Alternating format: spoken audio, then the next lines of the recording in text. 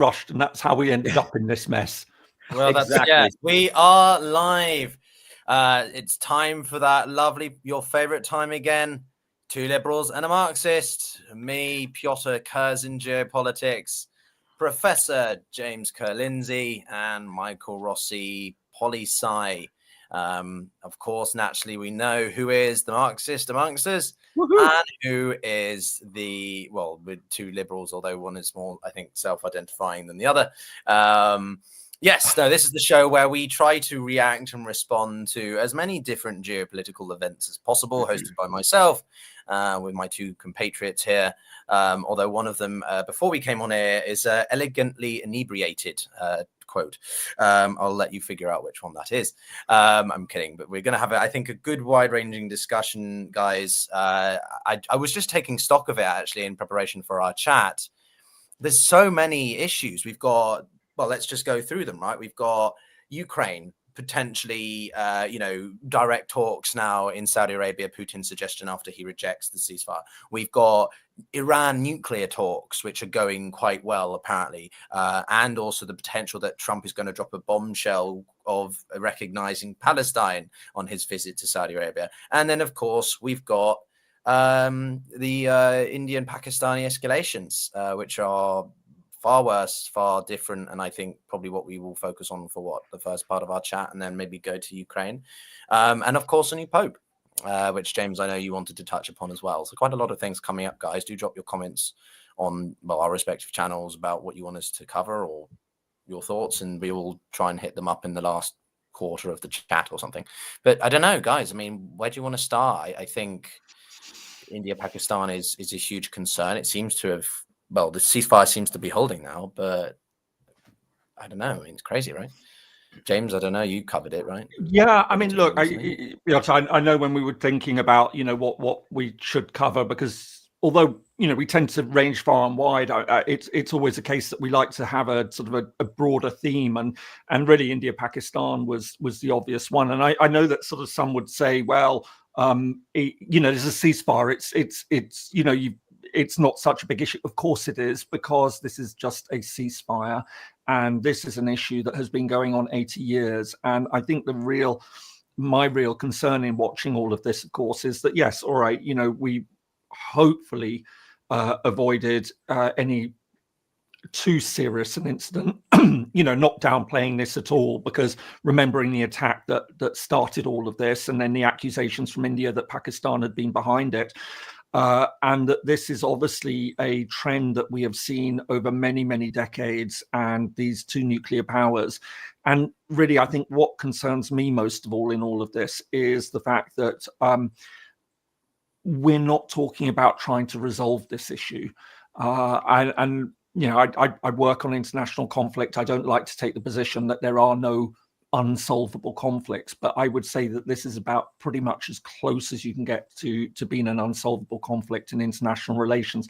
And the fact that it's playing out between two major nuclear powers, which are willing to trade shots across that ceasefire line from time to time, and are engaged in all sorts of nefarious activity. And I think there probably is fairly solid evidence to say that Pakistan has been supporting these militant groups.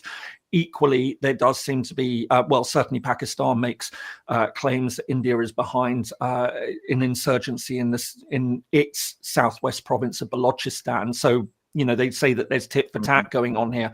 But I think that this is the thing that really, really worries me in all of this, that, we can say India and Pakistan haven't gone to war, but, is it really, I think we've got this issue? No, I mean, before I pass to you, Michael, I mean, a couple of things I'm very active on Twitter, as you guys know. And I think one of the things, we were covering this live in real time during Spaces, sort of what Clubhouse used to be. So we were listening to people on the ground. You could hear the bombs, the artillery fire off in the background often. And one of the things that really struck out to me at the time is that this is different. This escalation is 99. It's 1973 or 1963, 1971, if I'm getting my dates slightly mixed up. But those are the more severe, I think, clashes. And this was definitely one of the worst ones we've seen. It's not the missile, misinterpretation that happened a couple of years ago. It's not a flare-up. It's a proper clash. And my concern is the nuclear element, not from conventional strategic ICBMs, and I know you're not military, James, but like I touch upon that as well. And for me, it's more the tactical usage, right? A low yield tactical nuke, like we've sort of thought Putin might use in Ukraine a couple of times, because also Pakistan's nuclear doctrine is basically they will respond with nuclear arms if they feel under threat through either nuclear or kinetic conventional military action by India. So that is one of my biggest concerns. But the other thing, and Mike, I'm curious from your perspective, given you are sort of nearer this whole area, is the information warfare. Both sides have been as much about determining the narrative. And, I've been lambasted by Pakistanis and Indians because I refuse to try and take a side on this too much. I mean, I think it should be noted that this happened because of April 22nd, which is in Pakistani territory, unfortunately, i.e. the terrorist groups. And so, India wasn't, some people think this is a false flag by India. I feel that that's extremely far-fetched, but, a lot of Indians are absolutely outraged. Those who are very supportive of Modi, my audience has been angry with me for trying to be balanced or acknowledging of all the grievances and such. So I don't know, Michael, I've dumped a lot of thoughts there. What's your take, given you're in, the region and seeing this all closer? So, I mean, I have a number of Indian colleagues that are working with me here in Tashkent. They're going home in a couple of weeks. Almost all of them have, reached their own independent conclusion that this is not going to escalate beyond what, is already. Both countries are nuclear powers. Neither of them are going to get to the point where they, use nuclear weapons. The basic understanding that I have from my end, and I'm, only getting this from, my colleagues and, coworkers, is that this is really a way for Modi to consolidate his power and, I guess in many cases, reconfigure the hegemony of BJP against growing entrenchment, growing opposition from the Indian National Congress and other parties. I don't see this as escalating into a nuclear war. I don't see troops on the ground. I don't see some people calling for the dismemberment of Pakistan, which most, Indian intellectuals would say would be an absolute disaster or be a full-on security dilemma. I am surprised that it reached the level. Sorry to interject, just to say, I have, just for all of you who are wondering, I just had my doorbell ring, and that's because I'm waiting on a package, and that package is lighting equipment because we're upscaling the studio. So I'll be back in 1 second, everybody. Michael, please continue, but I have to take this, otherwise, Okay, I guess, James, it's you and me just having this conversation. Yeah. All right, fair enough. Fair enough. No, we know that Pyotr briefed us that this was a possibility and upgrading the quality of his presentation, all good stuff. But no, Mike, I mean, I think you make the point. But I think this is the problem that I have in all of this, and this is something, I remember one of the first jobs I had out of university was working on a project on Greek-Turkish relations, and I was involved in a group that was looking at very active measures to prevent standoffs, incidents from escalating into full-scale conflict. And I think the thing that's always taken me since then is this very acute awareness of how even relatively small incidents can rapidly spin out of control, and how very easy it is for major crises to erupt. And when you are talking about two nuclear powers, this is something that I think, has always got to be in the back of the mind. I think you made sort of the point there that was really important in all of this is, of course, there is a fundamental imbalance between India and Pakistan militarily. which makes this especially dangerous.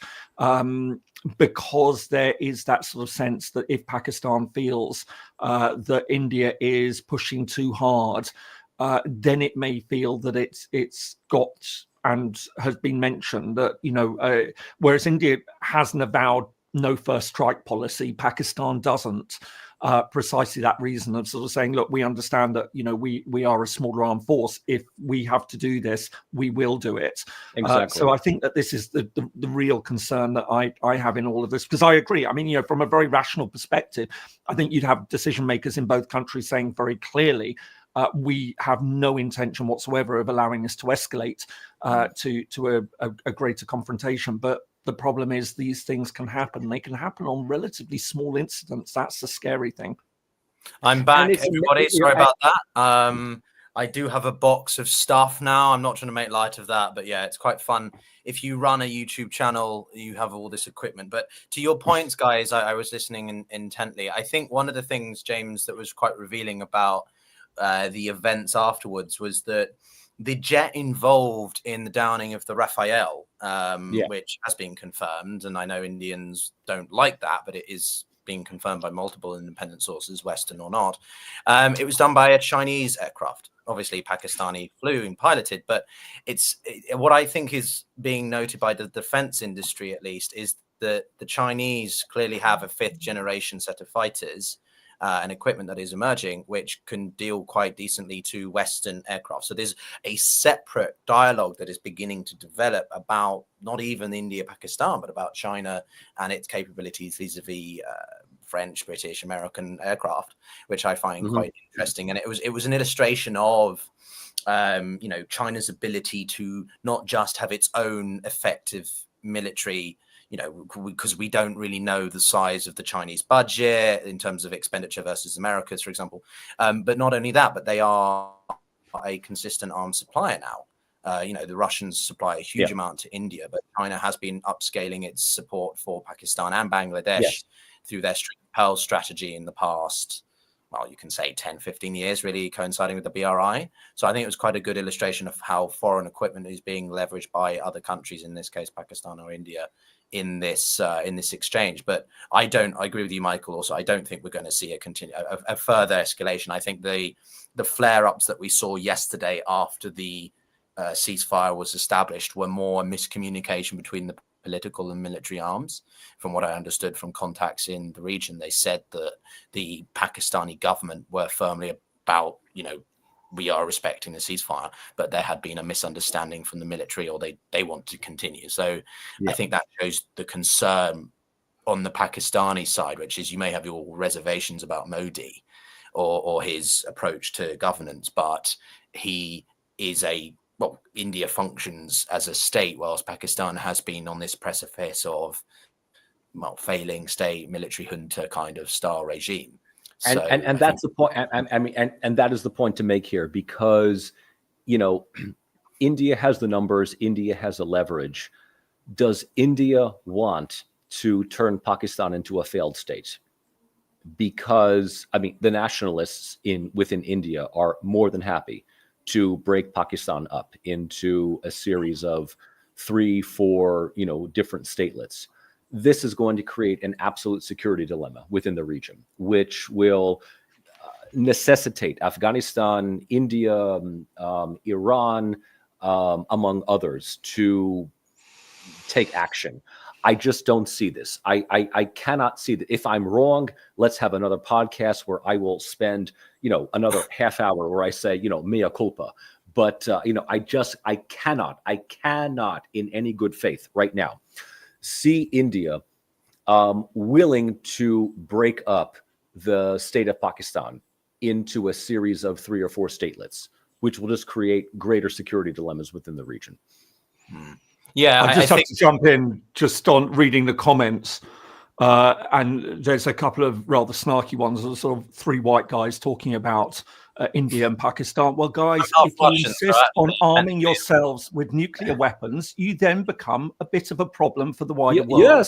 Yes. So don't be surprised when you get people from outside of South Asia talking about this issue. Pakistani vocalists who criticize and belittle Western issues, then yeah, precisely. Happy to jump in and pass comments on what's going on in other.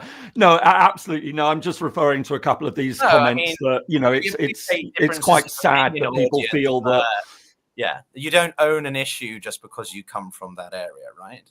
And invariably, you can't actually take a step back and look at that issue, and especially when you make comments like that. No, I don't think so. And it doesn't mean we are prescribing solutions. We're simply discussing the situation. And this is a very serious. I mean, there are very good reasons why the world was watching this showdown, because if it does blow up, I mean, we are talking two very, very large countries, and with nuclear weapons. So yes, of course, it becomes an issue. But I think, James, you mentioned it at the beginning, and I kind of do want to get into this a little bit more, which is obviously there is the separatist movements that exist within the region, Balochistan, Khalistan. There are these areas that sort of some people think India is fueling greater, separatist movements in Pakistan. India feels the same about Pakistan's movements for Khalistani movements, etc.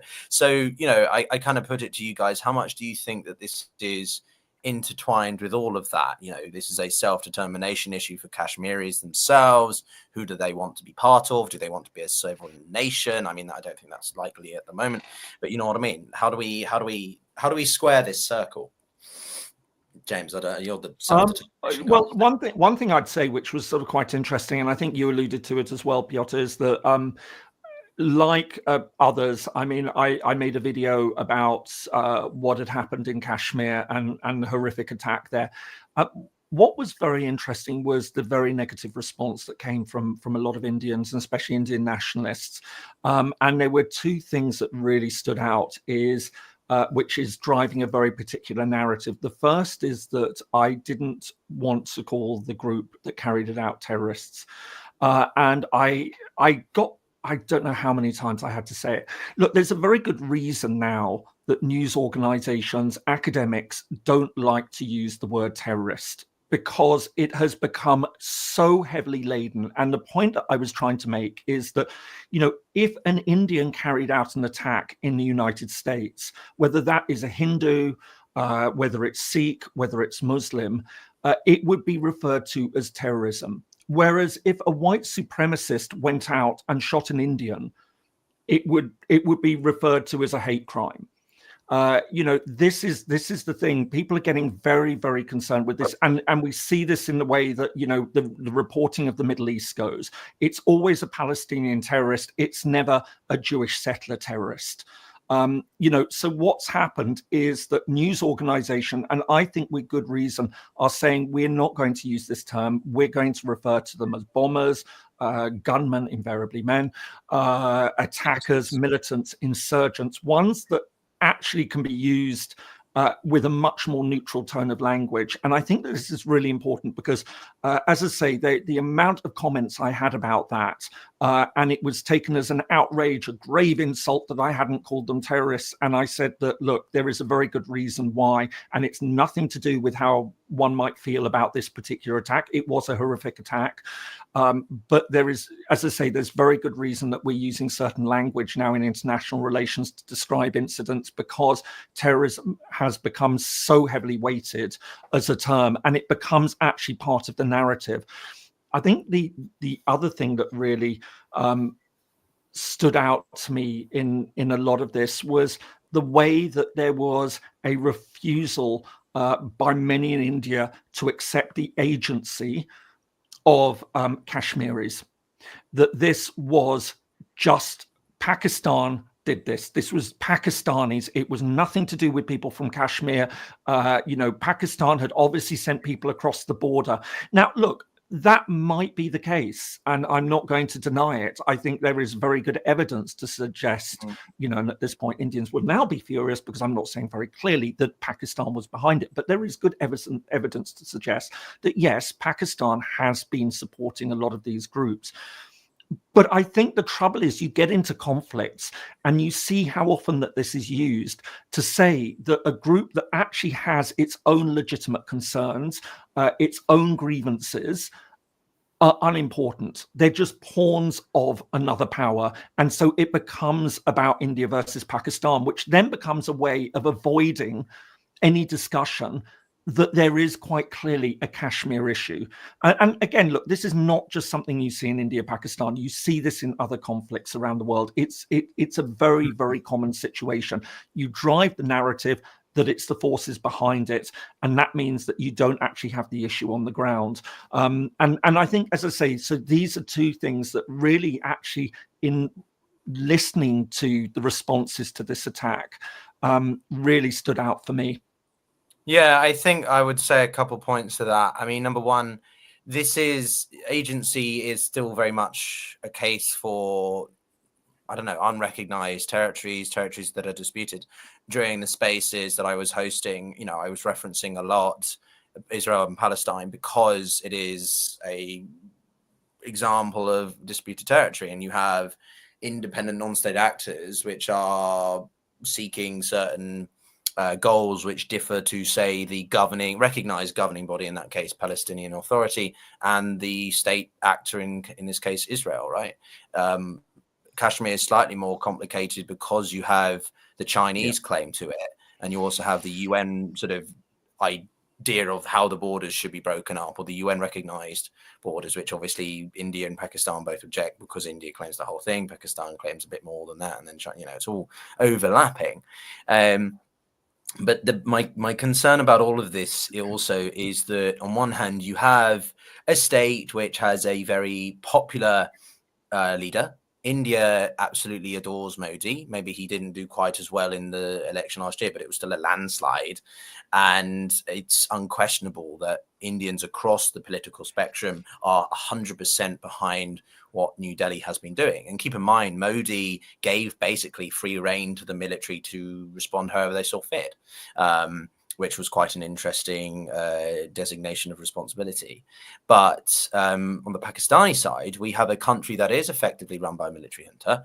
It's not the Tatmadaw in Myanmar, but it is near enough that. They have imprisoned the most popular guy who could have probably prevented this. I'm not saying I know everything or support everything about Imran Khan, but he is clearly what the Pakistani people want.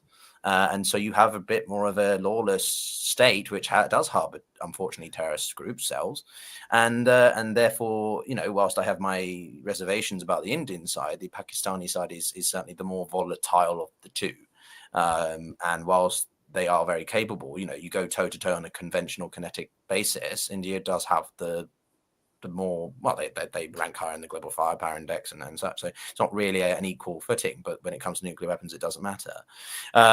So yeah, I mean, ultimately it would be nice to see sort of self-determination given to the Kashmiris, but that's not going to happen because neither main state is willing to acknowledge a compromise, right? I don't know, Michael, I've probably said a lot there and you disagree with half of it as the Marxist, right? No, not, I mean, the thing with Indian politics today is, Modi is, you had mentioned that, Modi is incredibly popular, but he's popular because he operates as a national populist. And we've had many conversations on, in this three-way discussion about the versatility of national populism, which gets right to the heart of, visceral, nationalist, cultural, non-elitist, anti-intellectual sentiment within many states today. India is, for the most part, a country, similar in structure to that of the United States, the UK, and other Westminster parliamentary democracies, in that it's a two-party country. In India today, you have the BJP, of which Modi is a part of, and you have the, the Indian National Congress, the INC. Both parties are basically trying to lobby their ideology against each other as saying that one is more corrupt than the other. And Modi has been in power for many, many years. The Indian National Congress is becoming increasingly fragmented and leaderless. But one of the elements of the BJP has always been playing to this idea of India as a Hindu nationalist state. The primary identity within India are Hindus. The primary religion, the primary culture is Hinduism. Despite the fact that about 20% of the population are non-Hindu, Pakistan has always been the perennial other. And so it's not a popular sentiment to recognize, but Modi plays very well into the idea of Pakistan being the primary antagonist to India, and the disputed territory of Kashmir is effectively his ace in the hole, right? We've talked about disputed territories regardless, whether it's Karabakh in Azerbaijan, Kosovo in Serbia, Abkhazia, South Ossetia, Crimea, whatever you want. Kashmir has been this, one big issue. India claims certain amounts of territory. Pakistan claims the other. There's a separatist movement within either. And playing this, war card between India and Pakistan is one way for Modi to effectively, rally around the flag, wag the dog, right, in this case. And he knows that he has the manpower, he has the leverage, he has the capability of going militarily toe-to-toe with Pakistan. Does he want to, ultimately invade Pakistan? Does he want to just simply deter it? Does he want to break the country up? This is the big question that many people within India, at least, within Central Asia, the people that I'm working with are asking, are we talking about just simply neutralizing Pakistan, or at the same time supporting separatist movements within areas of Pakistan, like Baluchistan, to weaken the country, within? I'm going to admit right here and now, right, I'm not the primary expert on India, right? James knows probably far more than I do, on this, and I will defer that to him. But what I also know is that many people within India, at least as far as the people that I've talked with, they might be, patriotic in terms of taking the war against Pakistan in the name of Kashmir, in the name of aggression against the Indian state. Do they want to actually take the war to a point where they weaken the internal sovereignty of Pakistan, which is far more volatile than anything India could ever possibly hope to be, and create a regional security dilemma, is something that, at least at this point, I do not believe they want to do. I think that's a fair point. I have my reservations personally about Modi.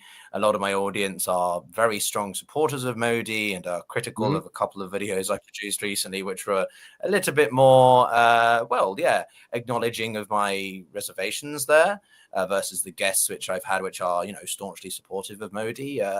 But I think that, setting aside the reservations you might have about the political system or party, the governing administration, it is not in any way comparable to a state that is just barely functioning. And that isn't meant to sound nasty against Pakistan. I've got several Pakistani friends, but unfortunately it is the case that one is much off than the other. And, I don't believe for a second, to be honest, this was a false flag from India. Why would they suddenly decide on April 22nd, yes, let's kill 26 of our own Hindu citizens and Kashmiris as well?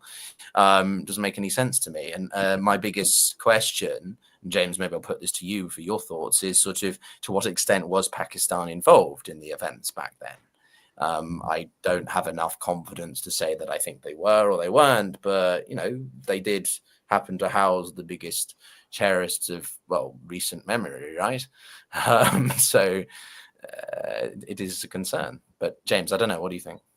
No, I mean, there's absolutely no doubt about it. And I mean, look, I think that the thing is that when I think about these situations, I mean, I'm not coming into this and trying to say some sort of expert on India, Pakistan, and their internal politics. As I say, I'm looking at it from outside, and the concern that a lot of people have about this situation, or if they don't have concern, why they should be concerned about it, as an international security issue, and trying to make sense of this. And as I say, I think the point I would really come back to is, yes, look, so Pyotr, you made a really good point. I mean, that we have known for a very long time, that Pakistan has been involved in supporting various groups. That, as I say, I think the weight of evidence is quite clearly the case. I think what we have here, so without going into the nitty gritty of on the ground, but as I say, I mean, let's think of it in terms of some of the sort of ideas, and we're talking a very classic proxy conflict that's going on. And as I say, the argument that Pakistan would say is, well, that this cuts both ways. India has also been supporting groups that have been waging against Pakistan. I wouldn't put that beyond the realm of possibility that, as I say, this has been a very, very long-standing conflict, that both countries have been up against each other. But I come back to this initial point that this is an issue and it's not going away and it's flaring up. And all right, this time it might have been able to be contained, but will it be the same next time? And yet there seems absolutely no way of resolving the fundamental issue at stake. It seems, and I stand to be corrected, that if you could resolve Kashmir, and I'm saying I don't think that's actually possible, and I'll talk in a sec about why, but if you could resolve that, then you have got rid of the biggest bone of contention between these two countries. The trouble is you're now left with a very long legacy of hatred, which is going to take a very long time to overcome. Right. But we can say, look, that's something that can be dealt with down the road. But unless and until you can solve Kashmir, you're going to have this constant bone of contention between these two countries. And yet it seems absolutely impossible to resolve this. I just want to, if you can blend this into your response, but we've seen a general rejection, I think, increasingly of self-determination for greater centralization of control, if that makes sense, right? Since Trump has come into office, he's really been talking about, basically kind of revanchist rhetoric, right? Retaking territory through force for self or national interests, national security interests, which is quite a shift away from what we might have seen in the peak of neoliberalist or whatever of the 2000s of greater self-determination, autonomy. I personally more veer towards that. I would prefer countries to have greater dissolution of representation in Ethiopia. I think has a pretty unique system, which would be great to see that. But I think we're going in the opposite direction, right? Mm-hmm. And I just don't think that Kashmir is going to be sort of given either the opportunity to be a full-fledged state or given at least autonomy to the extent that it can represent itself in, health policy, education policy, whilst, the nation takes care of the foreign and defense or something like that. I don't know if you disagree with that, but. I mean, there have been ideas that have been put forward for it. I mean, so for anyone who might not know, I mean, essentially, so when Britain left the Indian subcontinent in the late 1940s, I mean, you had part of India which came under direct British rule, but then you had all these princely states. I think there were about 500 or so of them, and they were effectively given the choice of either join India or Pakistan or become independent. But very few took independence, and there was a lot of pressure that was put on the ones that expressed an interest in independence not to pursue that they should either fall into line and join either India or Pakistan. Interesting, funny enough, and I've already mentioned Balochistan. Balochistan was one of the others, along with Kashmir, that initially wanted to pursue independence. But in the case of Kashmir, what you had is a rather unusual situation in that you had a majority Muslim population, but the Maharaja, the prince in charge, was Hindu. And very soon, I mean, we're talking within days of Indian and Pakistani independence, there started to be, it was put down to tribal Pakistani groups, but, there's always been that lingering sense that Pakistan was absolutely behind it. And again, this is the point that Indian nationalists will be furious because, of course, Pakistan was behind it. But look, whether it was or not, we know that there was these incursions by Pakistani tribal groups. And at that point, the Maharaja feeling threatened, said to India, right, fine, okay, and signed the treaty union with accession to the state of India. And so that ultimately becomes the sort of, the source of this conflict. So you had a Hindu ruler, but a Muslim majority population. And there is the sense that had they been given self-determination, then the people would have chosen to join with Pakistan. And obviously, this was one of the first incidents that the UN got involved with. And it's been really interesting, actually, the story of the UN on this, because the UN was very heavily involved right at the start, but it's now barely involved at all. I think the last major Security Council discussion on India, Pakistan, on Kashmir was 1965. So, we're talking 60 years, which is incredible if you think about it. It's such a major issue, partly because, and to be very honest, India does not want to have international involvement. It sees this as a bilateral issue. It would prefer to deal with this directly with Pakistan, and so has rejected. So what we see is we have, again, it come back, and I realize I'm hogging things a bit, that we can be talking about these ceasefires. So you can have international involvement in trying to broker a ceasefire, but that can't then continue into having international involvement to try and broker some sort of resolution to this issue. So we just, again, we come back to the fundamental point that this is an issue that shows no sign of being resolved. And as long as it remains a bone of contention between the two countries, then it obviously becomes a source of concern that we're going to see these periodic flare-ups. Yeah, for sure. Just one quick question on my end. Am I lagging? Or, okay, for some reason I did a thumbs up. Is my connection okay? Some people. No, you're fine as far as I'm concerned. Okay, good. Yeah, it seems to be coming. Yeah. Okay. All right. No, I just wanted to say on the UN front, I mean, look, from the time that I was there in New York, Washington, India is seen as a very dark horse in a sense that it isn't part of the Security Council Permanent Five. Obviously, it should be, and there's a lot of emphasis on that. But the problem is that as soon as you get a potential, reformation of the council, then Pakistan demands equal representation as well, and then it goes round in a circus. And I just don't see that ever. Well, we could talk about UN reform being a pipe dream anyway, but I just don't think that at the moment. It's interesting, I think, from the Indian perspective. They are one of the biggest suppliers of peacekeepers to foreign conflicts in Africa.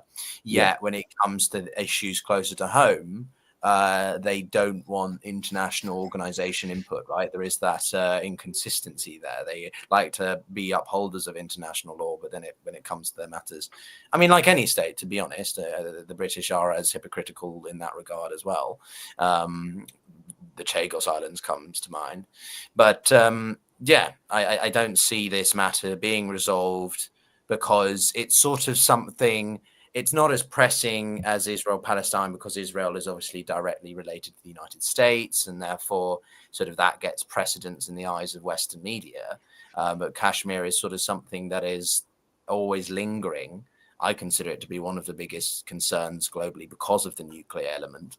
This isn't US-China where the role of geographic proximity changes the calculus of both. They both, India and Pakistan, directly border one another. They both have capable strategic ICBM immediate launch capabilities. But the thing that I'm curious again about is their tactical nukes, their lower yield weapons, and whether or not, if push comes to shove, one of them would feel, well, this is enough of a legitimate reason to launch one. Right. Because then it goes off. And to be fair, actually, Iran has been tacitly, and Turkey, actually, that's something we should talk about, is the role of Turkey in all of this. Mm-hmm. They've been incredibly supportive of Pakistan. And you are, Michael, in a part of the world where the Turks are very influential as well through the OIS. They try to be OIS organization and such. So I don't know. What do you think about that? Okay, so there's a couple of things to think about here. I want to take this into a broader concept beyond the India-Pakistan conflict of right now. And I want to talk about the issue of territory, sovereignty, and stateness, because this is something that has been an issue since the start of the special military operation in Ukraine, right? Russia is calling for a ceasefire in Ukraine, but has stipulated its demands for territorial readjustment, right? Which ultimately, involves redrawing the borders of a sovereign state. And all three of us have talked about this at length on this channel, about the risk, the very threat to the post 1945 international order of peace by redrawing the borders. So I want to emphasize, I am not an expert on the India-Pakistan conflict. But what I know, at least now, is that you have three large groups. You have one group, the Indian Sovereign Group, that basically just seeks to neutralize Pakistan in its claim over Kashmir. The other are the more vociferous, vocal nationalists that are calling for the opportunity to dismember Pakistan into at least 2 or 3 different statelets. And then you have the self-determination group within Kashmir that's seeking to capitalize on the security dilemma between the weakness of both India and Pakistan, all of which, call for the redrawing of borders, which is something that is absolutely, anathema to international world order today, at least as far as the liberalist West, NATO, the European Union, the United Nations, what have you, right? So my big thing here is whether or not the conflict between India and Pakistan has more to do with whatever local grievances have erupted over Kashmir, over border issues, and whether or not this is something that, nationalists in India are using as a way of weakening and ultimately dismembering the state of Pakistan, which I've said before. The other, issue is whether or not this is just electoral positioning by Modi and the BJP to say that India is under attack. The BJP will be the one to defend India's sovereign territory, or whether or not this is something that is going to create outside involvement. Because we have to remember, India is a member of BRICS. Pakistan is supported by China, a member of BRICS, and openly supported by Turkey, as you mentioned beforehand. Not a BRICS member, but an influential power within the region. This has the potential of bringing in external factors into supporting either India or Pakistan into this conflict. And whether or not this is something that is little more than just, electoral rhetoric for the next coming year or so, or whether this is really something that has been brewing for the last couple of decades between these two countries, in which one country seeks to assert its dominance, its, sovereign superiority at the expense of the other. I think that the other element in underlying a lot of that is the religious factor. A lot of Indians who are staunchly supportive of Modi see this as more about just Islam is the problem.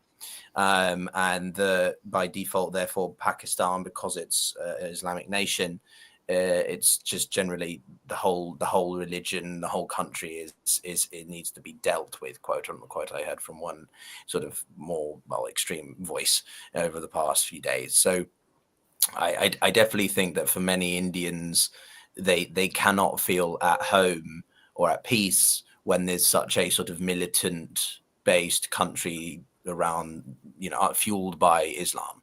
Islamists are the issue. And, to a certain extent, I can appreciate that. But at the same time, Modi has had a very influential role in changing attitudes towards the minority groups in India that are identifying as Islamic as well. So, yeah, it's complicated. And I don't really see this improving until you get, number one, a stable government, first and foremost in Pakistan.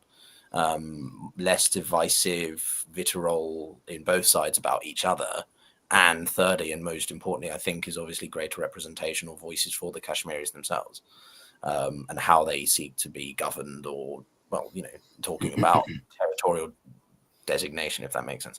But yeah, I mean, we could go on about this, or maybe we should switch gears into Ukraine and Russia, if you guys want to do that. Michael, you might be a bit more comfortable and expert. You can bring out your Rusko. I'm going to say right here, right now, to everybody that is watching, right, I am much more qualified to talk about, Russia, Ukraine, than I am about India, Pakistan. So, I've seen what's going on, but I am not listen. Yeah, but Michael, don't worry. I think what I would say is that you probably, to your credit, you've unsullied yourself with India, Pakistan on your channel. I think Pyotr and I are probably, because we have dealt with this and we've dealt with the fallout from it. And I have to say, if I might just sort of chime in and say that just wanted to share the lovely comments we're getting, everybody, as well. It's really quite incredible, the abuse that comes from it. By the way, to the person who said listening to a Brit talking about this, I was never actually part of the East India Company, nor was I part of the government that decided to partition India, Pakistan. If I might just make that very clear. So this constant, this idea that just because I'm British that I can't possibly talk about what else is going on. Yeah, I'd spent 35 years studying conflict. That's what, I'm interested in. How does this play out against the bigger issues of conflict that we're looking at? So to everyone who's making those comments, can I just clarify that I had no role in partitioning India and Pakistan? I was going to ask James, what part of Hindustan were you born in? You look very good for your age. Yeah, I was going to say, actually, I hadn't thought of it in those terms. I thought look, right? Because of your focus on Russia and Africa, right? So you've been down in the Sahel. It's a funny one, isn't it? How these sorts of things, and also So Michael, I'm just saying is I think Pyotr and I have to say, guys, that also and especially I'm going to direct this at the Indian nationalists, guys. You don't do yourself any favors by being quite as unpleasant. When people, I cover a lot of issues, Pyotr covers a lot of issues, and it becomes very, it's something I've wanted to write on if I sort of put my academic hat back on, how different nationalities respond, and I've done a lot of conflicts around the world, and I have to say this, by the way, to Indian nationalists, you really are up there amongst the most unpleasant, and it doesn't do you any favors, by the way. Because other people see this, and even if I don't mind the abuse, other people from outside world see it and think, they don't sound like a particularly pleasant bunch. Maybe take a tip, more, I don't know, sort of reconciliatory, right? I think it's very important for you and me, James. Like, I very much care about India, its history, its role in the world. Of course. If I didn't, I wouldn't talk about it. And, I have hosted some people on the show who I don't agree with them on many things, and they know that, but we have a very good personal relationship. I'm talking about. But that's what it should be about. And in most cases, it is. Listen, you know what? You deal with the subjects we deal with. Abuse comes with the territory. It's just, it's absolutely, the point I'm making is that they're right up there as being some of the most abusive, and it really doesn't do any favors. So it's just a little bit of a diversion on all of this to people who sort of believe that shouting abuse is it's not, because other people read those comments and they make up their minds on it. And, it's less is more. And sometimes you get a better response by saying, listen, I hear what you're saying. I don't agree. And let me explain why I don't agree. And that will get you a lot further by reasoned, rationed, decent, polite exchange, rather than just coming in and screaming abuse left, right, and center. James is hard. It's hard to get a word in with James now. So unless I'm going to make my point. So no, let's make mine as well. Okay, Michael, go ahead. I want to make a point as well. Well, I was going to say we can make this far less controversial by just pivoting towards Kosovo. That's just a far less. No, not today. Topic. No. Seriously. No. Yeah, from my perspective, look, it's also challenging. I think for a couple of reasons. I'm a relatively young guy, so inexperience or immaturity, you get that.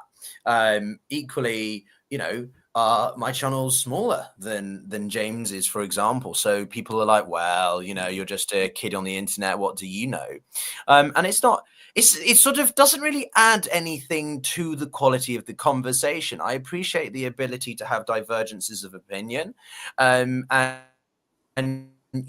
think that no one would be amiss to recognize that most of the territorial issues that exist today are because of the former colonial powers, or specifically the British, right, in the case of India and Pakistan, or in much of the Middle East, right? The rudimentary, arbitrary carving up of lands across whatever lines you felt like is the underlying, reason we have half these conflicts or instabilities. Absolutely. Today. Yeah. And I try to be very fair. I think James tries to be very fair in acknowledging these. It doesn't mean that we still don't have our own respective opinions about them or what we think might be the best solution forward. As I said, I think personally it would be nice for Pakistan to have a more stable government, and I say that really respectfully. I'll try to, but that still doesn't make some Pakistanis very happy. They're like, oh, so you're trying to, determine what our country's governance model should be. No, not at all. I just want there to be peace and stability to ensure that all can prosper.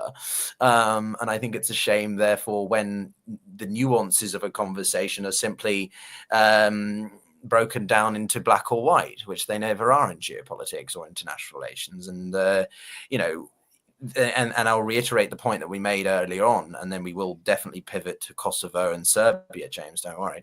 No, you know what? Let's not do it. Not today. I'm not joking. today. The point I want to make. No, I think Piyotr's joking, but if I might slip in, I am sometimes rather grateful that Serbia and India aren't next to each other.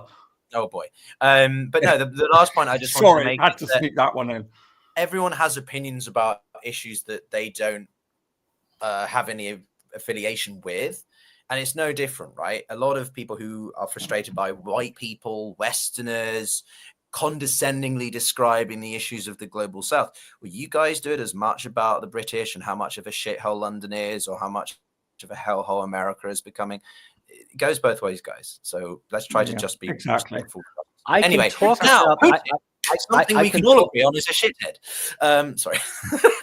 Go for it. Sorry, Michael.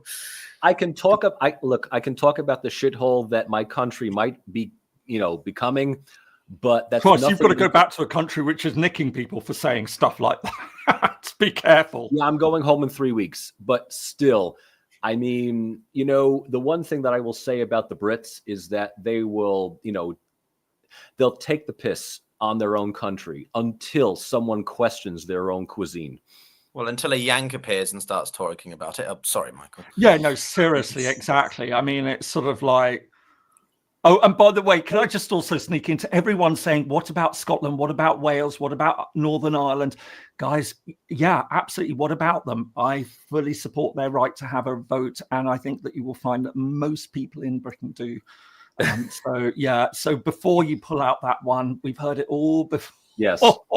It's really, really interesting doing this sometimes, isn't it? That these aren't new comments. So, yeah. Well, okay. So anyway, Michael, so trepidation about heading back to the States. Yeah, what's going on? Has Trump given up? Has Trump given up on Ukraine? Has Trump given up on Ukraine? Oh, here's the thing about Trump, which makes him unbelievably easy to understand and unbelievably annoying to put up with. Trump operates on ego. He operates absolutely on ego. He's not interested in long-term geopolitical strategy, security, or stability. I mean, he gets frustrated. Hang on, Michael. He did. I have to give credit where credit's due.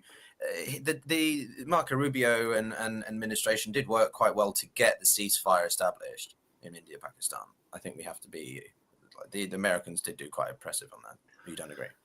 Because India and Pakistan is second or third page news as far as America is concerned, right? But that's besides the point. But also, to be fair, I mean, it was done very quickly. If this had been low-level skirmishes for 6 months and they weren't listening to him, I think that's the question, and that comes out of it, and that I think is what we're seeing in Ukraine.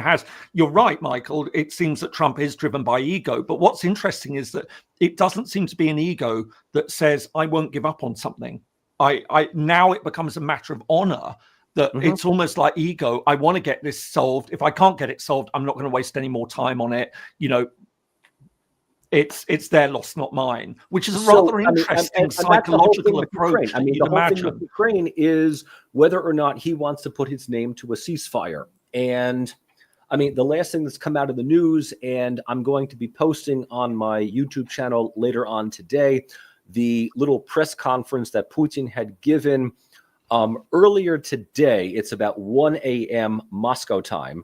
It was that Putin had said, in the wake of Victory Day, that he is willing to once again meet with the Ukrainians on unconditional peace terms if they agree to it.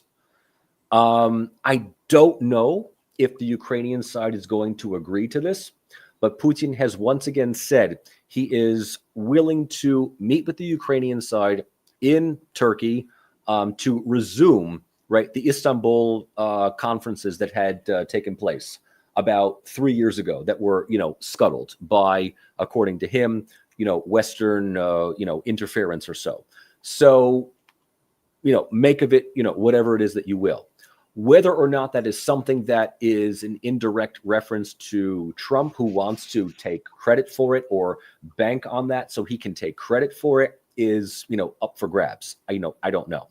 The other thing that we should talk about, if we can, and I see by the clock that we're coming up on almost an hour here, is that Trump has seemingly distanced himself from Netanyahu and is looking to find separate peace agreements, ceasefire agreements with Yemen, and even separate peace agreements with Hamas, for the very simple reason that, according to the media, Trump's ego has once again been wounded because Netanyahu had at one point said that he can absolutely manipulate and control Donald Trump, which is something that Trump will absolutely respond to. So we got a couple of things going on here, right? We have a renewed possibility for a ceasefire in Ukraine. We have the possibility, although very, very, very superficially, this breaking of cordiality between Trump and Netanyahu, largely, if not exclusively, because Trump's narcissistic ego has been challenged. What about the alternative, though, that Putin's offer of talks is his attempt to try to drive a wedge between the US and Europe, right? Because in principle, the Trump administration is now behind this 30-day ceasefire proposal that the European Coalition of the Willing, whatever they call it, suggested in Kiev when they visited over the past couple of days. But obviously that's not good for Putin, because at the moment the rapprochement between Moscow and DC continues, and that is Putin's lifeline to an extent. The economy of Russia isn't great. It's managing, but it's not as good as it could be, right? And he would, I think, any normal head of state would appreciate some sanctions released. But obviously, what does this intended ceasefire propose? That if you don't play ball, we are going to sanction the hell out of you. I think that was one of the quotes from a journalist that was covering the events in Kiev. And I think that Putin trying to offer the talks directly in is it Saudi Arabia and Riyadh is what he wants to demonstrate to Washington, or Trump at least, that he is a man of peace, but he wants to do it on Russian terms, right? Right. And There's no immediate ceasefire. Because he is in a sticky wicket, right? He's in a tricky situation because he can't reject it outright, but equally he can't accept it because then it looks like Russia's not leading the charge, and he wants to make sure that. So he's going to offer a proposal, but on Russia's terms, right? We're serious about peace, but we'll show it in our own way. So I don't know. It's quite an interesting sort of calculus. Putin is trying to control the narrative again, control the framing, because he wants to maximize that engagement with America, but also not lose face of it to his own people, right? I don't know if you disagree with that, but it's a tricky one he's trying to play. Well, I mean, he has largely acknowledged the United States as a key partner for peace. He has acknowledged Donald Trump as a potential broker for peace. Europe is irrelevant as far as Putin is concerned, as far as Moscow is concerned. The coalition of the willing is, according to Russia, and to an extent, even as far as the United States is concerned. I don't know, a ragtag group of elites cosplaying as agents of, I don't know, diplomatic leverage, which is, for the most part, just being ignored. I mean, I don't know. I don't know whether this is, strategic or whether this is something that will be a blunder, down the road. James, I mean, you haven't chimed in for a moment. What do you think? Well, to be honest, I was also sort of thinking, I want to return to Michael's point about Palestinian recognition, but maybe we'll just park that for a few minutes. Yeah, maybe we should cover that. Because I think that was such an interesting story. And it doesn't make sense to me, to be honest. But anyway, we'll come back to that in a sec. Look, I mean, I think there is all sorts of guessing games going on at the moment as to what, does Putin feel that, he's made a strategic error in his handling of Trump. And now sort of, with the Europeans, it was very interesting, obviously, seeing Starmer, Macron, Merz and Tusk lining up with Zelensky, showing that Europe is very clearly behind, that talking about tougher sanctions on Russia, hitting the financial sector, the banking sector even more strongly. I mean, one would have imagined that it had been pretty much closed by now, but not. So, maybe there is that sense, sort of Putin realizes that, he's got to be showing some sort of willing and saying, look, I'm willing to go into talks. I want direct talks, unconditional talks. It's quite interesting, and sort of might just relate it back to the India-Pakistan, is that, when you talk about dynamics of peace processes, and I see this also, it's also been quite interesting. So, for example, Greece and Turkey, over the years, Greece has been much more willing to have multilateral talks and outside involvement, legal recourses, whereas Turkey's taken the position it wants direct bilateral negotiations. Same with India and Pakistan. It's often the case that the party that sees itself as the stronger one prefers to have bilateral talks because they think, right, when I'm in the comfort of a room with the other side, they can be bullied. So it's very, very interesting to see that, when we talk about that, how is that, what's behind it? And there doesn't seem to be, Michael, I mean, I saw the reports of it, but, correct me if I'm wrong, maybe the Russian media is reporting a little bit more sort of meat on those bones as to sort of what exactly is going on there, and what Russia sees of this, or is this just an open statement at this point that, as I say, these European leaders had made these very strong statements, and so Putin sort of, this is his counteroffer? Well, it's a counter proposal, isn't it? Yeah. He's a gambler. It's gambling because, I mean, the point I was trying to make, maybe a bit poorly, was that his back is up against the wall. We have got a pretty united Europe. It was despite his slightly awkward moment to Friedrich Merz's, failure to be voted in initially as chancellor. He was eventually, and he's gone immediately, right, to Ukraine, a real show of commitment or whatever, a show of intent. And he's a lot more bullish on his position of Ukraine than Schultz was, to my support, actually, personally. But, so suddenly you've got the powerhouse that is economics of Germany, And, Keir and Macron have been very united over nuclear rhetoric. And suddenly they and Donald Tusk, obviously, the fastest militarizing country in Europe, Poland. And then they forward all these details and the suggestions. And Trump's like, yes, guys, that's not great if you're the Kremlin, is it? Right? Suddenly, you're hoping to keep these two broken. You're happy to see the transatlantic relationship in the toilet, the NATO alliance fragmented. And suddenly, like, oh, shit. Because it illustrates to me that, Europe is happy to pick up the slack. And that's more what Trump wants. He's happy to commit. And suddenly the very conciliatory tone taken by J.D. Vance, of course, that, after his Munich Security Conference speech early in the year, they did one in the United States on home territory. And he was sort of saying about the partnership between Europe and the US, which...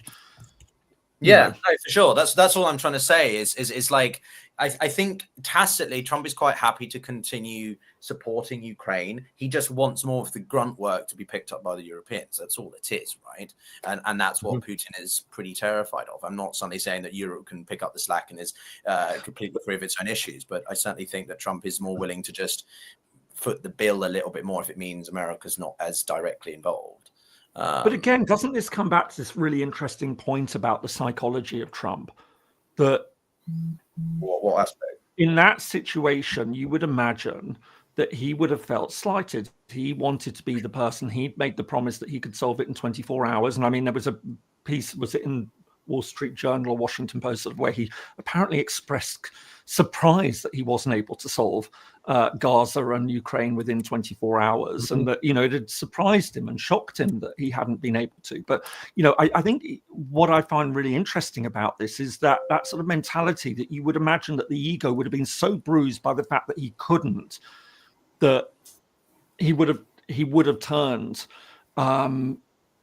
What has gone on, because there was all that talk about how close he was to Putin and that he wanted to suddenly open up and do all these deals. And yet now it does sound that Washington is actually taking a more, a much more positive line towards Europe, saying, as you pointed out, that Europe can lead on this. And I'm just trying to work out what, as much as anyone can work out what's going on in Trump's mind, because this doesn't seem to be in line with what you'd imagine from his character. That he hadn't succeeded, and yet now he's willing to sort of throw his weight behind the Europeans and say, look, get on with it, and I'm not going to cut military aid. Or was it simply that he got that deal with Ukraine, the minerals deal, and that bought him, and that's all that it took? He can now say, I did the deal. The Ukrainians are the ones who came up. I'm not going to get anything out of Putin and Russia and their minerals and everything like that. I'll take this deal, and that's the win. I mean, I think that is ultimately how the way that Trump looks at it. He's looking at a way in which he can capitalize on any kind of deal. And whether it is in Europe's favor or Russia's favor, it doesn't matter. As far as he's concerned, he wants that Nobel Peace Prize moment, right? If he can cut a deal with Putin and sideline Europe and, checkmate Ukraine, he will. If he can somehow bandwagon with Europe, which I don't think that he will, he'll do that as well. The reality is that as far as, the territory is concerned, Russia has not lost any territory that it has occupied in Ukraine. It has repelled a second offensive into the Kursk Oblast over the past couple of days, right? The so-called Easter truce, the ceasefire that Russia unilaterally agreed to, was, according to Russia, violated by Ukraine. There was another incursion within the Kursk and Belgorod Oblast, which was completely repelled, and yet the Ukrainian side is reporting that this was another attempt at trying to infiltrate Russian territory. And however, brief that they had occupied territory, they had done. This shows that Russia is still vulnerable. They are weak. And the fact that Russia is now looking for some kind of ceasefire again shows that Putin is willing at best, desperate at worst, to find some ceasefire agreement. The point is that Russia still has the leverage it still has the leverage at the peace negotiating table. Despite what Europe wants to say about creating an equitable, more equilibrium balance between the Russian and Ukrainian side, the Ukrainians have not been able to recapture any town or major city that Russia has occupied since the incursion of the special military operation. And so in this case, the European side, seeking to fund the Ukrainian side, start a tribunal against Putin, against other elements of the Russian, political authority is, I'm sorry, little more than symbolic cosplay. But it is if the Europeans and the Americans are threatening all-out sanctions. It's more than that. Trump doesn't. What sanctions are you going to do at this point that is going to economically cripple Russia? The country has been under sanctions since 2014. At this point, they've been able to pivot towards the rest of the world. If Michael, they can get Central Asia, if they can get BRICS, if they can get China to all of a sudden economically isolate Russia, that's a game changer. But if Michael, you're going to initiate sanctions against the Russian state that you haven't done beforehand, lots of luck to you. Yeah, obviously there are lots of loopholes and just holes generally in the sanctions. There's a lot of issues, but why would Putin be so quick to offer a counter proposal of direct talks, which he has been avoiding ever since the full-scale war began, unless he felt that he had to do something to get out of a tight spot? One of two options. All right, two options. One is exactly that. He's in a tight spot, and he needs one. Okay, that's one. I'll give you that. The other one is that it's a rhetorical gesture, simply to wait for Ukraine and the West to reject. Once again, so he can turn to the audience and say, we offered once again an opportunity for a ceasefire and they rejected. One of the two. Right. I don't know. I mean, James, what do you think? Oh, that's a big breathe in. Yeah, no, I'm just trying to think of exactly what could be going on here, because we do hear these conflicting stories. There'll be those who are saying, and there'll be lots of people watching who will be saying that, it's all just Western media, that Russia is on the verge of collapse, it's doing fine and everything like that. But you also have a lot of very serious voices that I happen to respect and I think have got good critical judgment, who are saying that the Russian economy is in a really, really bad way, that it can't hold up a lot longer. And that maybe Putin is feeling the pressure on this. The numbers, you're right. I mean, it doesn't seem that the front lines are moving drastically, but it does seem that the casualty rate is still incredibly high, all things considered. You've raised the point that we are now firmly into spring. And so that there is a sense that over summer, there could be a lot more fighting going on, with all the implications that carries either way. But it was very interesting. Europeans put on the table a 30-day ceasefire, and exactly what that means is that. So you can read that in all sorts of ways. That look, let's stop the fighting and just make it a 30-day ceasefire, and hope that then you can make it another 30 days and keep the ball rolling. So you don't say let's just have a permanent ceasefire at this stage because neither side will want it. There will be those who will be saying, look, this is something that Ukrainians are obviously putting a lot of pressure on, that they haven't got the manpower in the same way that the Russians have. Their troops are exhausted sitting on the front lines. They need to be rotated out and spend. So that could be why Ukraine is pushing for it. And that's why Russia won't want to go for it, because it sees this as a sign of Ukrainian weakness, that it knows that those troops are tired and things. So there could be all sorts, and I think this is one of the things that you get to when dealing with conflict, is that, you spend, all of us, who also in analysis are constantly trying to second guess exactly what every different move means, and it will be read by the different sides in very, very different ways. And it's trying to sort of pick through all of that and what the gameplay is. And it's not about just, right, okay, if side A proposes this, what's side B's response? It's always a question of side A proposes this. We can work out what side B's response is, but what's our counter response? So it's always 2 steps ahead that you're thinking when you're doing political analysis, by the way. It's not, don't think about, what happens. You think about what your response to whatever is you're offering at this stage. And that will be going on a lot at the moment. There'll be a lot of thinking ahead of trying to work out, what all this means. But it was interesting, certainly, that this proposal was put down on the table for for talks, and the suggestion that they could be held in Turkey at the same time Europe sort of saying the 30-day ceasefire. Do those come together in some sort of way? And what is the bigger picture in all of this? Because of course Russia's opening gambit in all of this is going to be, well, we want the territory that we've got, and it seems inconceivable that Ukraine is going to accept that. So is this just simply the case, as pointed out, that Putin is putting it on the table, knowing that the second they walk into talks? Well, I think on that point, Macron has made it clear that no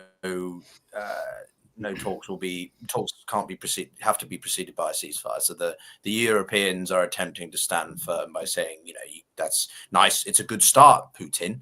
But, we are on the proviso that you commit to this ceasefire whilst we also undertake the diplomatic negotiations. But that's obviously, I think, going to be the sticking point, and therefore why things won't change.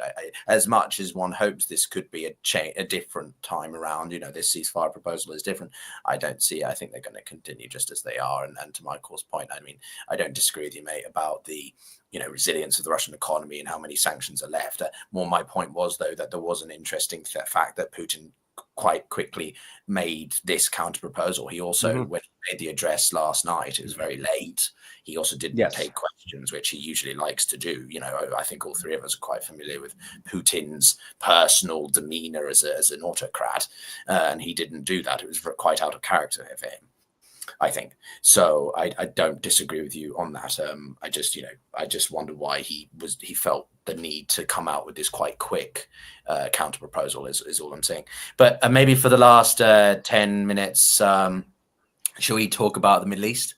James, you did mention obviously Palestinian potential. Yeah.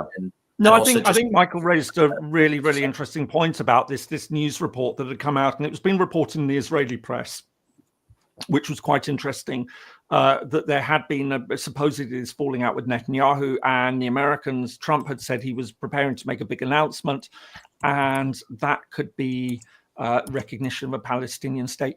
I find this really, really difficult to get my head around where this idea is coming from, because so you can make the argument that Trump just acts in a very unpredictable way, but so you could say, what's the upside in all of this? What does he get from the Middle East states? So it's generally accepted that the big diplomatic win of the first Trump presidency was the Abraham Accords. This agreement where he got the United Arab Emirates, he got Bahrain, he got Morocco and Sudan to all recognize Israel. So suddenly you had 4 more Arab states which had recognized. And, for all the other failings of the first term of the Trump presidency, this is generally accepted, although a lot of people obviously are very unhappy about it, as probably his biggest diplomatic victory. One that, as I always point out, in the case of Morocco, it came at the promise of Western Saharan self-determination. He basically sold out Western Sahara and handed it over to Morocco in return for getting Morocco to recognize Israel. A point, by the way, that many senior Republicans, old school Republicans, were extremely unhappy about, not least of all because James Baker, who had been very senior in earlier, I think it was Bush 1 administration, if I remember rightly, had been the envoy for Western Sahara. And this went against sort of positions. But anyway, that by the by. So the question is, the feeling had always been that before October 2023 and the Hamas attack and everything that's happened in Gaza, that there was a sense that maybe Saudi Arabia, which would be the huge prize, would be willing to recognize Israel. And that would have been a massive, that would have been game changer territory. for all sorts of very obvious reasons. And there was a sense that Trump was going to pursue that. That is absolutely impossible at the moment. There is no way in any world that you could see any Arab state now recognizing Israel under Netanyahu after everything that has happened. But then you hear these reports that maybe Trump could recognize Palestine, and it just seems so out of step with everything that he's done up till now, even if it's a question that he's fallen out with Netanyahu. I mean, this would be the mother of punishments for Netanyahu. And it just doesn't seem to make sense. It seems to run against everything that many of those closest to Trump would believe James, in. So, if I can just add another element to this as we sort of, I don't know, openly think about it, is the notion that it's to do with this, it's related to the desire by the American or Trump administration, at least, to bring in private contractors to administer humanitarian aid in Gaza, right? Which some people fear is basically the beginning of the gradual absorption of Gaza by Israel, right? Because the UN is refusing to, colleagues I know have said the doctrine is they're not going to be working with the private sector groups at all because it violates international law. And therefore, this is sort of, well, they are beginning to basically evict the Palestinians from Gaza, and eventually it's just going to become part of Israel. But the thing that conflicts with that is the fact that Trump has basically cut off communication with the Netanyahu administration, which sort of would contradict that. So I don't really know what to make of it. I mean, if I can just very quickly, it just doesn't make sense though, because if you recognize Palestine, then you recognize it in the 1967 borders, and Gaza would be part of an independent Palestine. So you're recognizing something then that you have no intention of honoring. Now, people would say, well, that would be Trump through and through. Well, but this just doesn't seem to add up. I can't see a logic that's going on here. No, that's what I mean. Sorry, Michael. Yeah. I mean, no, I absolutely agree with James. And if he does, I mean, he is going to suddenly be the most unconventional champion of the left that we have ever had. But he's not going to do. He's not going to do that. I mean, look, the accelerationist in me is, every so often hoping that Trump just burns everything to the ground, fast enough for us to get what we want. But that's not going to happen. I don't see, unless I am wrong, I don't see any evidence that he is going to recognize the state of Palestine. The man just a couple of months ago was planning on turning Gaza into Mar-a-Lago 2.0. Yeah. So precisely. I just don't see this. I mean, unless he is so erratic and so unpredictable based on his ego, then it plays into every world leader that the only way to get what you want is to effectively kiss Trump's ass. Make him feel like he's important and get what you want. Because that's how it works. And if this is suddenly the hidden strategy of the Palestinian, of Fatah or Hamas or whatever it happens to be, or just simply because Netanyahu openly proclaimed that he can play Trump like a fiddle, I don't see that working. Because what this ultimately will do is create a major rift between him and the system, the political system in the United States, which I'm very sorry to say is absolutely fundamentally committed to the existence of the Israeli state with all the territory that it occupies, West Bank, Golan Heights, and everything else. So that's what doesn't make sense in all of this. You're absolutely right, Michael. It just doesn't add up, this story. I don't understand whether, because then it would be right. Suddenly, having been such a champion, you're absolutely right. There are too many people around, and it's not the existence of the state of Israel. I think, we can say that that enjoys cross-party support in the United States, and that much is clear. It's the point that you made. It's the fact that it's Gaza and West Bank which have been increasingly proclaimed as part, that this should be part of sovereign Israel, that hang all the resolutions, the international opinion on that, and I'm just doing a quick plug. I did a really, really interesting interview a few weeks ago with an absolutely excellent Israeli pollster, Dalia Scheindlin, in which, we spoke, you can find it on my channel, about Israeli public opinion. And, she was making a very interesting point about the fact that, 20, 30 years ago, they would refer to the West Bank. Now it's Judea and Samaria.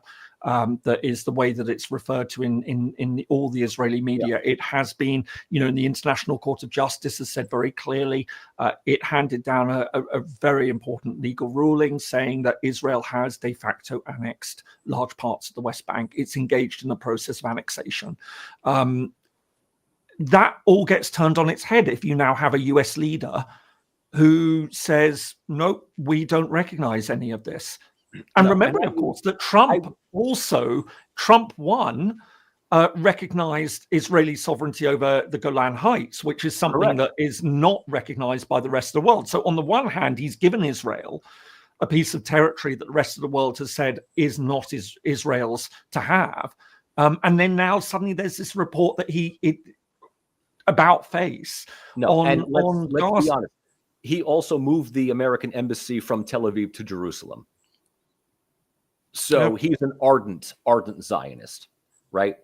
So the way that I see this is that it's a power play to just simply, threaten to cut off U.S. aid to Israel. Israel responds by saying, you're right, mea culpa, we'll do whatever you say. Reagan, threatened to cut off all aid to Rabin back in the 80s. And count to 10, and when you reach between 6 and 7, the Israeli government says, you're right, I'm sorry, we'll do whatever you say. So I wouldn't necessarily read too much into this. This is just simply a way of, Trump kind of playing reverse psychology. But it was just such a weird report, Michael. There was an interesting article, bit of analysis I saw that sort of showed that because of how far Israel or the Netanyahu security cabinet have gone in Gaza now, it's actually alienated the Saudis to such an extent that they've actually been trying to sort of work with the Iranians to try to sort of curb the situation. There was some reverse analysis there, which I thought was quite interesting. It's very hard to gaslight your own people when genocide is happening. Sorry, Michael, what? It's very hard to gaslight your own citizens in the Arab world when literal state-sponsored genocide is happening. Yeah, but again, we come back to the fact it was a really, really odd story. I think, I think there's another point that's really interesting in all of this is this Steve Witkoff character who has been leading on Middle East and on Ukraine. And with the talk, with Walt's been effectively sacked as national security advisor and been moved over to UN. I mean, I saw reports that, Trump was considering appointing but everything we're seeing at the moment would actually seem to suggest that maybe, this is an old friend of Trump. But everyone says Trump doesn't do a lot of loyalty. Is there something going on behind the scenes here within the Trump administration that maybe now, after the euphoria of 3 months in power, breaking everything, they're starting to sort of like wake up a few people and realize that something else is going on here?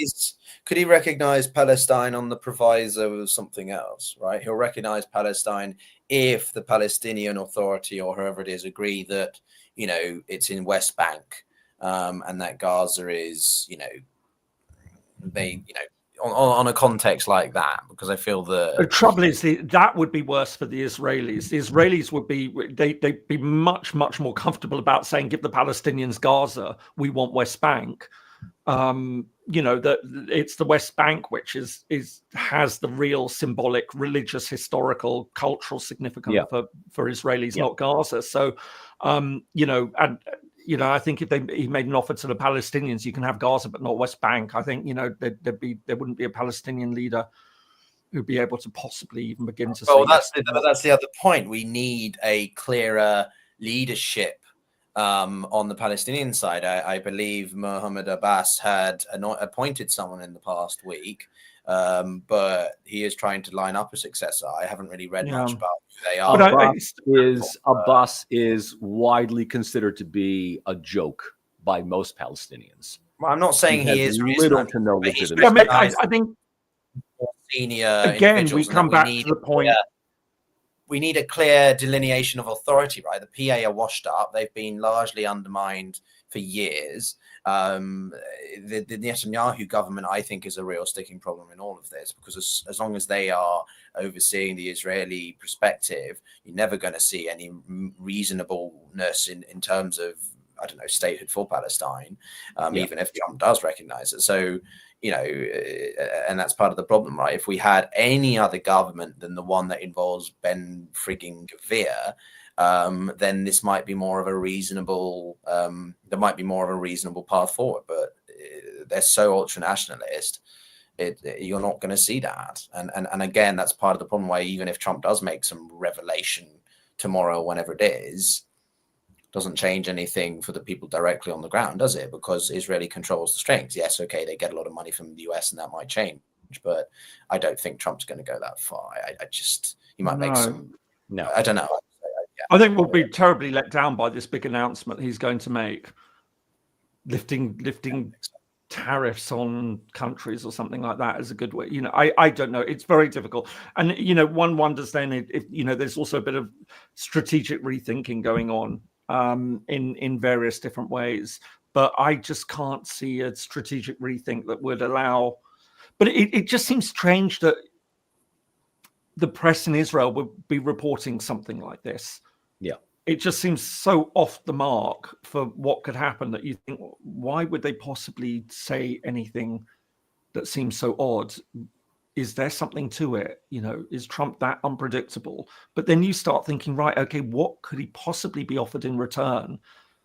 Well, keep in mind, James, that also the way that Trump works is the way that he retained that leadership in the polls in the run up to the US election is he feeds off contradiction, of controversiality. And as soon as he wasn't in the news cycle, that benefited the Democrats and Harris for a while. So Trump has to constantly make these rather absurd or outlandish statements or just potential actions, right? He's done a couple in the past where he said something was going to happen and then he sort of yeah, exactly. So it's all smoke and mirrors potentially. You know, he might use the Palestinian thing to bring greater attention to him, and then he'd be like, but first we're going to talk about the progress we're making in the Iranian nuclear negotiations, which is also something that I think we should keep a watch on for the next couple of weeks. Yeah, no, absolutely agree. Yeah. Absolutely agree. I think this is something that's been boiling away in the background, and you know, that was my plan for this week. Yeah, I'm saying likewise. Oh Christ, no, not again. I deferred on South Sudan. But yes, I saw you beat me to the punch, but I'm waiting for my better. Well, I gave you 2 weeks, but don't, you know, and if I might be really honest, that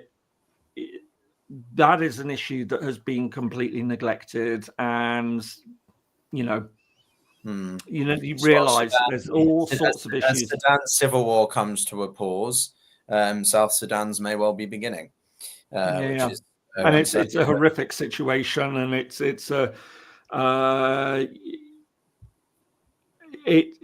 know, South Sudan is a real tragedy, which we have in all sorts of ways. I mean, this really is a country that, you know, there was so high. There were high hopes, probably unrealistic right from day one, but you know, it's sunk into war, and it just comes down to a rivalry between two leaders, and that has taken on ethnic dimensions and everything. It's a really worrying situation. The last war there killed, you know, 400,000 people died.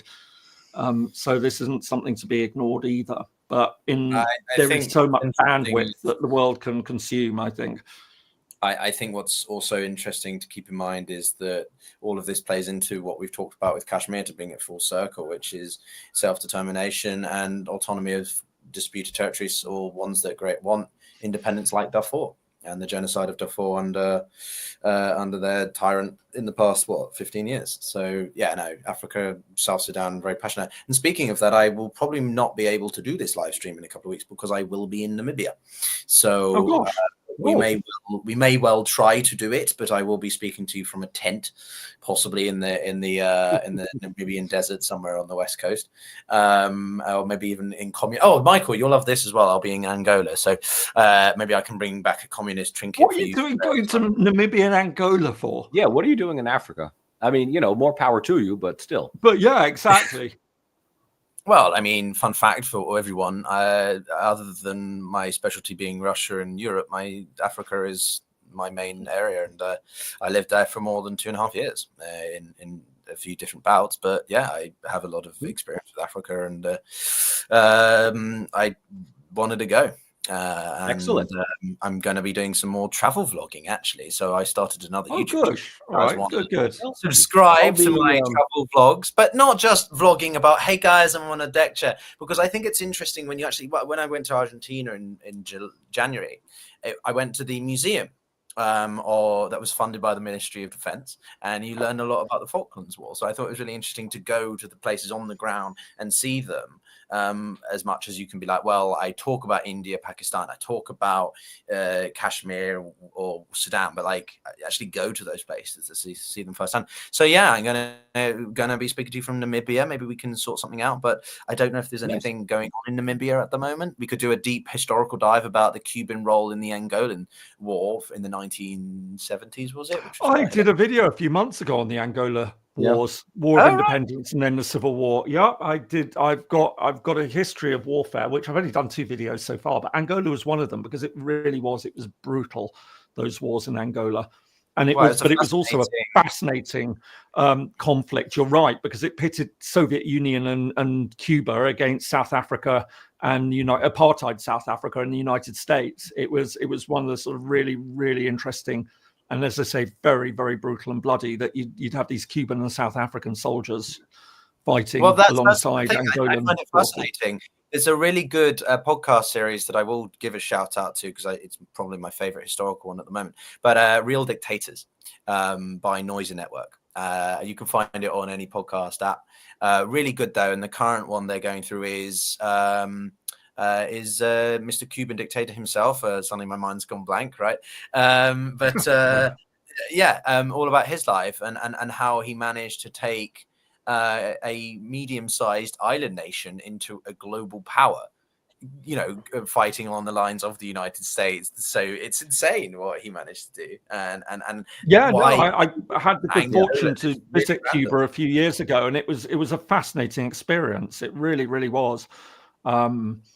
Really in all sorts of ways. Probably one for another session, but I'll be sure to try and get do you still have the bust, Michael, for our audience to see seriously, I was about to say, if anyone was wondering if Michael was spurred on today, it was because he picked that up. Purchase today in Yangiyoba, Tashkent. Look at this is beautiful. I should share with you, there was a full-size marble bust of Stalin on sale right behind some dishes that some babushka was selling. So you can get everyone and everything. So anyone watching, I did tell him he does know that these are ironic, but I suspect that it hasn't. I think those will have a pride of place. Oh my gosh! Yeah. Listen, in 3 weeks, in 3 weeks, I will be on the plane back to the United States. My good time luck getting back in with sojourn, my time here in Central Asia is coming to a very memorable, definitive, and very sad end. So the next couple of weeks, I'm still grading final exams. I'll be meeting with my students, some final times. But by beginning of June, I'll be back in the United States and willing to give you all hot takes on what is going on in Trump's America. So, look, maybe we could. It'd be great to do one in a couple of weeks, if at all possible. We'll see. But otherwise, No, we can do one more. We can absolutely do at least one more before I leave. Like I said, it's only if Pyotr's not tenting in Namibia. I mean, if you No, can get I'll internet, definitely try to figure that know, out. I'm also going to be capturing a fair amount of content for the travel channel, but I will be sure to pick up a Fidel Give a Castro. shout out. What's your travel channel? Pyotr's Footprints. Okay. So no, Very it's nice. just started. I've got like 100 subs. So if you want to go and subscribe there, guys, I have no idea really what I'm doing. I need to figure out what. God, when you're really selling it, man. Who of us, not an editor, which one of so- us really know what we're doing, you know? So, Well, James, he has the silver button in the background, which he always makes me feel incredible. He's always showing off to all of us. No, thank you guys. It's really good fun. We will be bringing out some memorabilia as well, two liberals and a Marxist, Merch, t-shirts and baseball caps to a store near you at some point. I think that would be great. we've got to get somebody to do a logo for us. We need to with come up with a design. I think it would be fucking hilarious. Anyway, but everyone, I know it's been controversial. We appreciate you sticking with us. You know, we're not going to please everybody, but we do try to be. My expression I'm sort of using these days is balanced and while acknowledging my biases. You know, I know I'm biased, but I try to be aware of them while still talking about things. I think that's the best you can do. But leftists, please stop Hindu phobia. Yes. What else? Well, I wanted to say this was one of my favorite ones. We've talked about Ukraine and Russia. We've talked about the Middle East a little bit, and still Timothy recognized the fact that India and Pakistan are arguing. Most of the chat has been about Pakistan and Kashmir and India. So, well, we will go through all of them. I will go through all of them. I will go through all. No, of Michael, those seriously, you don't want to. I told you, really, it's a very. I went shopping. Talking about Ukraine and Russia is bad. Yeah. I went shopping for vodka today. I'll pour one out. I'll read them. You know, here we go. You know, it's all good. Yeah, no, sometimes better not. But anyway, yeah, no, good speaking to you. A quick heads up, by the way, fingers crossed. My interview this week's with Richard Gowan. What, my former boss? Oh, great. Your former boss. Oh. Have you spoken to him about my No. Believe it or not, Pyotr, it's not an interview about you. It's have you mentioned that you know me as well? Right? He's probably I will bring it up tomorrow when I have a chat with him. No, I mean, and Pyotr will attest. I mean, Richard is one of probably the most informed voice on the go-to guy on the UN on the United Nations, and so yeah, having a chat with him on State of the United Nations. The United Nations marks its 80th anniversary. Proposals for reform, morale within the organization. So so that's just a bit of a heads up for anyone who's interested in that. Hopefully, if it all goes well, then that'll be up on Tuesday. Cool. So yeah. But anyone, Pyotr, Michael, what have you got planned for this week? Plug for my page. As soon as we're done here, I'm going to finish the press conference that Putin had given at 1 a.m. Regarding his proposal for a unconditional ceasefire talks with Ukraine, which, if you take Telegram at face value, about 5 minutes ago, I just got a notification saying that Zelensky is willing to meet with Putin in Istanbul.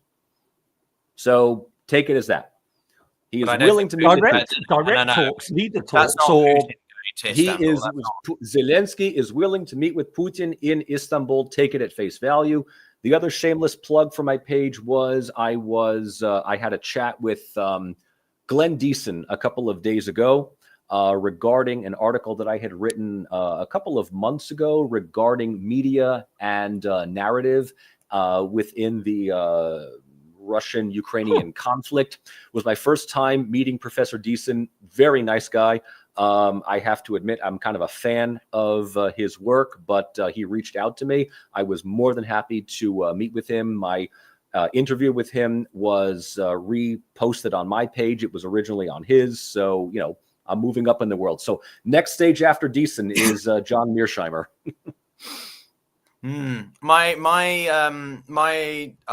sort of what would I say? PTAs, PSs, public service, PSAs is Manu has just unsubscribed from my channel because of a lack of depth in knowledge, apparently. So I would kindly ask everybody to subscribe to replace him. I am going to Africa also because it is my birthday trip. I'll be turning another year around the sun, or whatever we say in English. Happy birthday. And I have a couple of video topics. I'll be releasing one shortly on the counter proposal by Putin as well, because I think that's worth a quick sort of rapid fire video. But yeah, I have some thematic videos coming out, some ideas about, understanding when we talk about truces or ceasefires, what do we actually mean? They're very sort of, utilized interchangeably, but they have very different connotations in reality. Some upscaling of the channel. So exciting things to come, and I always enjoy these two liberal Marxist conversations, and I look forward to doing so again in a couple of weeks with you, gentlemen. It was a pleasure, and I wish you all the very best for the next couple of Pyotr, thank you again, James. Always a pleasure. And all of Night, you watched. Night, everyone. Good. Bye-bye. Thanks for tuning in. Yeah. Bye.